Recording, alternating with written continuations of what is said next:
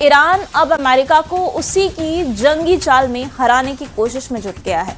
Iran ने दावा किया है कि उसने जॉर्डन में अमेरिका के 3 F-35 लड़ाकू विमान मार गिराए हैं। इसके अलावा मिस्र के बंदरगाह पर अमेरिकी गैस टैंकर पर ईरान के इशारे पर हमला किया गया है। इधर सऊदी अरब ने ईरान के समर्थित हूथी लड़ाकों पर 14 देशों के साथ मिलकर जमीनी हमला करने का आदेश दे दिया है, जबकि दूसरी तरफ दावा किया गया है कि अमेरिका और इजरायल मिलकर अब ईरान के परमाणु ठिकानों पर हमला करने का प्लान फाइनल कर चुके हैं।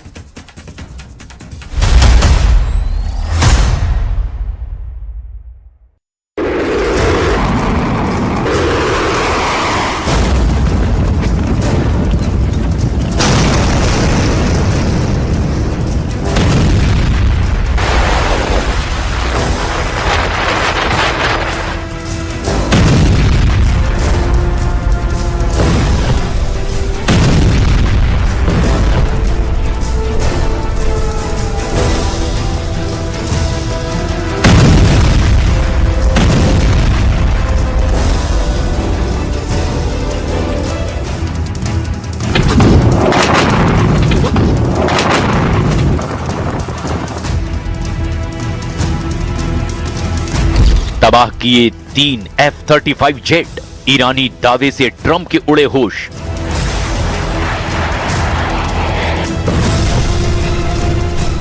पांच महीने से ज्यादा की ईरान जंग अब पूरे अरब वर्ल्ड को खूनी जंग में घसीट चुकी है।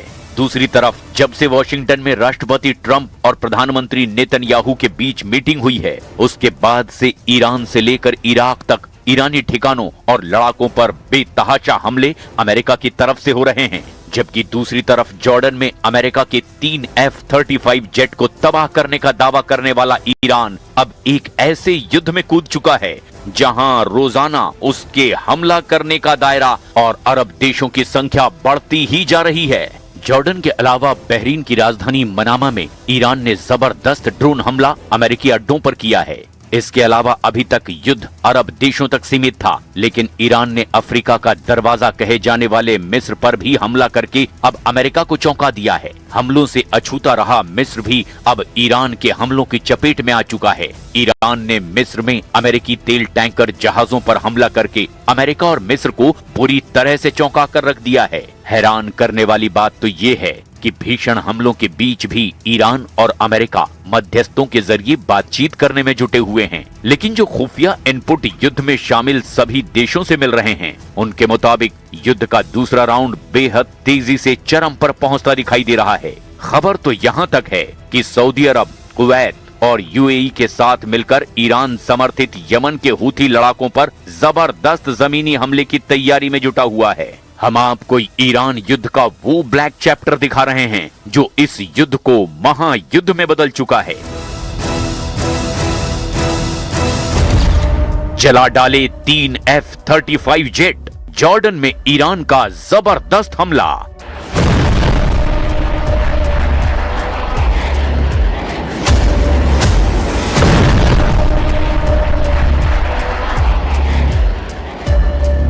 पश्चिम एशिया की जमीन पर महायुद्ध अब अपनी सबसे खौफनाक सीमा को लांघ चुका है। हवा में गरजते F-35 लड़ाकू विमान, आसमान को चीरती बैलिस्टिक मिसाइलें और समंदर की लहरों पर मंडराते सुसाइडल ड्रोन पिछले 24 घंटों में युद्ध का दायरा इराक से लेकर मिस्र के मुहाने तक फैल चुका है।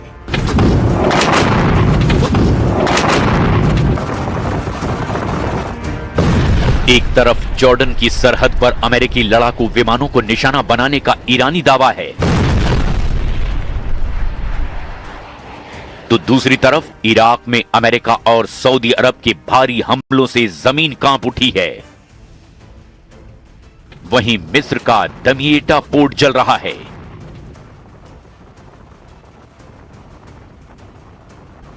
और सऊदी अरब ने हूथी विद्रोहियों के खिलाफ अपनी सैन्य ताकत का अब तक का सबसे बड़ा मोर्चा खोल दिया है। पहले आप ये जान लीजिए कि अमेरिका के F-35 जेट को तबाह करने को लेकर ईरान ने दावा क्या किया है और अमेरिका ने इस खबर पर क्या बयान दिया है। कहानी की शुरुआत होती है जॉर्डन की हवाई सीमा से। पिछले 24 घंटों में ईरान के रिवोल्यूशनरी गार्ड्स यानी IRGC ने जॉर्डन में अमेरिकी सैन्य ठिकानों पर बैलिस्टिक मिसाइलों और ड्रोन से भीषण बौछार कर दी है। 30 जुलाई 2026 को ईरानी स्टेट मीडिया और IRGC कमांड ने बड़ा दावा करते हुए कहा कि जॉर्डन के ऊपर अमेरिका के 3 सबसे अत्याधुनिक F-35 स्टील्थ फाइटर जेट्स को मार गिराया गया। ईरान का दावा है कि उसके नए मिसाइल डिफेंस नेटवर्क ने अमेरिकी एयर सुप्रीमेसी को चकनाचूर कर दिया है।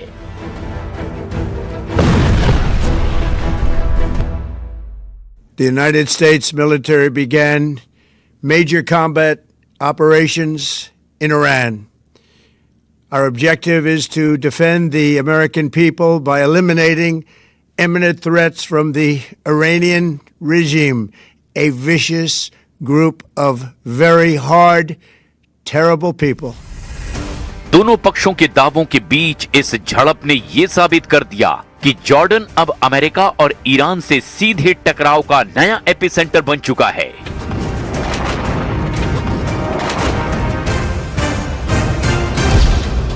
मिस्र के दमियटा पोर्ट पर हमला, अफ्रीका के दरवाजे पर ईरानी गदर। युद्ध की लपटें अब तक खाड़ी देशों तक सीमित थी, लेकिन 31 जुलाई की सुबह युद्ध का दायरा अफ्रीका के मोहाने यानी मिस्र तक पहुंच चुका है।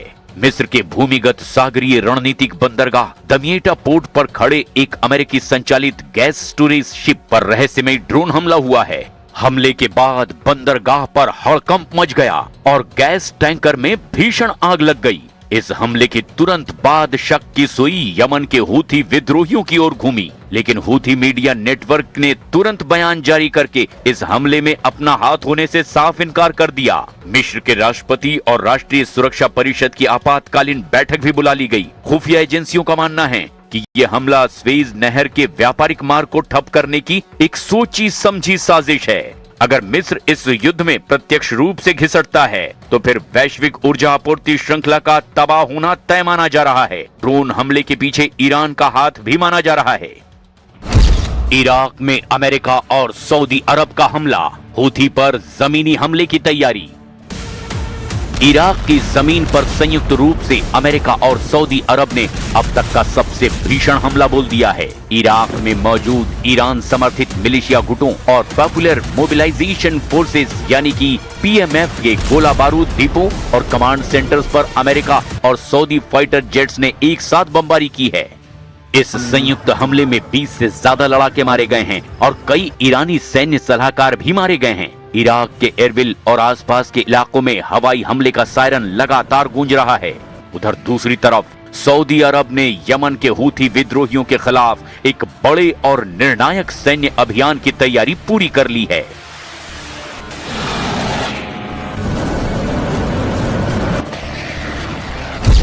हूथी विद्रोहियों के द्वारा सऊदी अरब की तेल कंपनी आरामको के ठिकानों जिजान और यानबू को निशाना बनाने की कोशिशों के बाद सऊदी क्राउन प्रिंस और रक्षा मंत्रालय ने हूथी ठिकानों पर अब पूर्ण पैमाने पर हवाई हमलों का आदेश जारी कर दिया है। सऊदी अरब अब केवल रक्षात्मक नहीं बल्कि आक्रामक रणनीति के तहत लाल सागर और बाब अल मंदेब में हूथी विद्रोहियों के सभी मिसाइल लॉन्च पैड्स को खत्म करने की तैयारी में है। खुफिया और यमनी सैन्य सूत्रों के मुताबिक पूर्वी यमन में तैनात सऊदी बलों को वहां से हटाकर लाल सागर तट और यमन सऊदी सीमावर्ती क्षेत्रों में फिर से तैनात किया जा रहा है। सैन्य विशेषज्ञों का मानना है कि ये फेरबदल एक बड़े ग्राउंड ऑपरेशन से ठीक पहले की जाने वाली व्यूह रचना है। जमीनी हमले की रणनीति के साथ साथ सऊदी अरब ने एक बड़ा कूटनीतिक और समुद्री मोर्चा भी खोला है। सऊदी रक्षा मंत्रालय ने 14 देशों जिसमें कि मिस्र, UAE, Bahrain, Kuwait, Jordan, Pakistan, Sudan, Djibouti और सोमालिया जैसे देश शामिल हैं, उनके साथ मिलकर के लाल सागर और बाब अल मंदेब में सुरक्षा का नया बहुराष्ट्रीय ढांचा तैयार किया है। अमेरिकी और यूरोपीय सहयोग, रियाद ने अमेरिका और यूरोपीय देशों से भी इस नौसैनिक गठबंधन को हवाई और खुफिया सर्विलांस सहायता देने का आग्रह किया है। The regime's conventional ballistic missile program was growing rapidly and dramatically, and this posed a very clear, colossal threat to America and our forces stationed overseas. The regime already had missiles capable of hitting Europe in our bases, both local and overseas, and would soon have had missiles capable of reaching our beautiful America. अगर Saudi अरब Yemen में बड़े पैमाने पर जमीनी सेना उतारता है तो ईरान अपने दूसरे क्षेत्रीय नेटवर्क और मिसाइल तंत्र के जरिए इस संघर्ष को और भड़का सकता है, जिससे पूरी खाड़ी क्षेत्र की अर्थव्यवस्था और तेल उत्पादन पर बेहद गंभीर असर पड़ सकता है। इधर युद्ध की आग भड़क रही है तो उधर वॉशिंगटन में अमेरिकी राष्ट्रपति डोनाल्ड ट्रंप ने अपना अब तक का सबसे सख्त और आक्रामक रुख अख्तियार कर लिया है। डोनाल्ड ट्रंप ने चेतावनी दी है कि अमेरिका और उसके सहयोगियों जैसे सऊदी अरब, कुवैत, बहरीन और जॉर्डन पर किया गया हमला ईरान के लिए विनाशकारी साबित होगा। ट्रंप ने साफ कह दिया कि अगर ईरान ने तेल टैंकरों की नाकेबंदी खत्म नहीं की या अमेरिकी ठिकानों पर हमले नहीं रोके तो अमेरिकी सेना ईरान के परमाणु और बुनियादी ढांचे पर पूरी तरह से विनाशकारी हमले करेगा। खुफिया एजेंसियों के ताजा इनपुट इशारा कर रहे हैं कि अगले 48 घंटे बेहद नाजुक हैं। एक तरफ ईरान का दावा है कि वो लंबे युद्ध के लिए पूरी तरह से तैयार है, तो वहीं दूसरी तरफ अमेरिका, सऊदी अरब और इजराइल का त्रिस्तरीय गठबंधन ईरान के नेटवर्क को चारों तरफ से घेर रहा है। अब ऐसे हालात में देखना ये होगा कि आखिर पूरी दुनिया पर इसका असर क्या होता है।